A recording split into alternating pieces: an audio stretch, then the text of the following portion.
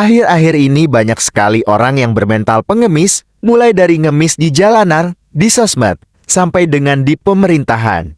Mental pengemis adalah mental orang-orang SDM rendah yang pemalas dan berusaha untuk mengemis dibandingkan bekerja.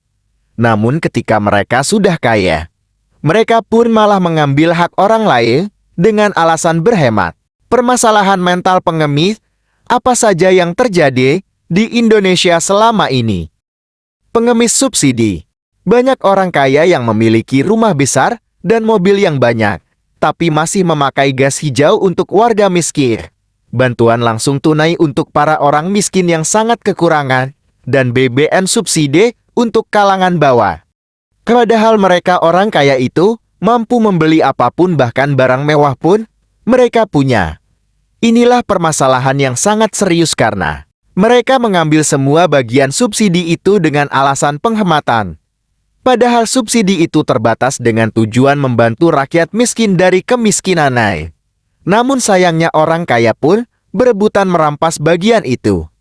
Maka tentulah ada sebagian orang miskin yang tidak dapat bagian subsidi itu, karena sudah dirampas oleh orang kaya itu. Pengemis belas kasihan. Sudah tidak asing lagi definisi mengemis adalah meminta untuk dikasihani, bukan berdiri secara mandiri. Dan beberapa profesi pun melakukan itu, yaitu pengemis yang minta uang di jalanan dan berharap akan banyak yang memberinya.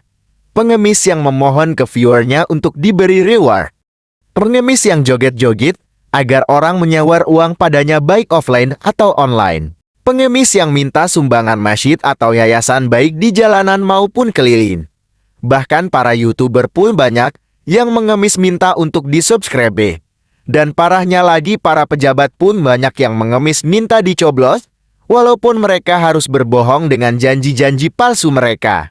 Dan sebenarnya jika hanya ada beberapa kecil orang saja yang melakukan mengemis-ngemis ini, itu tidaklah masalah, tapi jika yang melakukan ini banyak orang, itulah masalah besarnya. Karena akan menimbulkan mental pengemis yang hanya berharap hadiah tanpa perjuangan dan kerja keras. Pengemis fasilitas umum. Fasilitas umum sebenarnya adalah milik publik. Baik orang yang paling miskin, orang menengah sampai orang paling kaya, bahkan pejabat pun berhak menikmatinya dengan cara normal. Namun terdapat orang-orang yang mengemis untuk bermain licik dan merampas hak publik itu, yaitu parkir liar.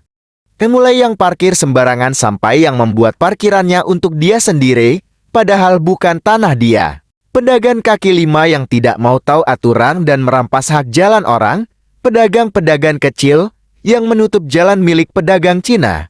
Padahal pemilik pedagang kecil itu bukanlah orang kecil, mereka hanya bekerja di situ, tapi pemiliknya ialah seorang juragan kaya yang mengaku alim.